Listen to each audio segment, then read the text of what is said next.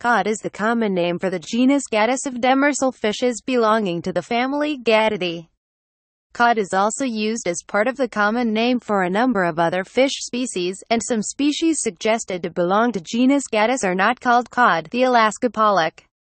The two most common species of cod are the Atlantic cod, Gadus morhua, which lives in the colder waters and deeper sea regions throughout the North Atlantic, and the Pacific cod, Gadus macrocephalus, found in both eastern and western regions of the northern Pacific. Gadus morhua was named by Linnaeus in 1758.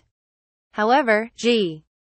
morhua calarias, a low salinity, non-migratory race restricted to parts of the Baltic, was originally described as Gadus calarias by Linnaeus.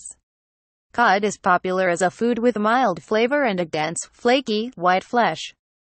Cod livers are processed to make cod liver oil, an important source of vitamin D, vitamin E, and omega-3 fatty acids, EPA and DHA. Young Atlantic cod or haddock prepared in strips for cooking is called scrod.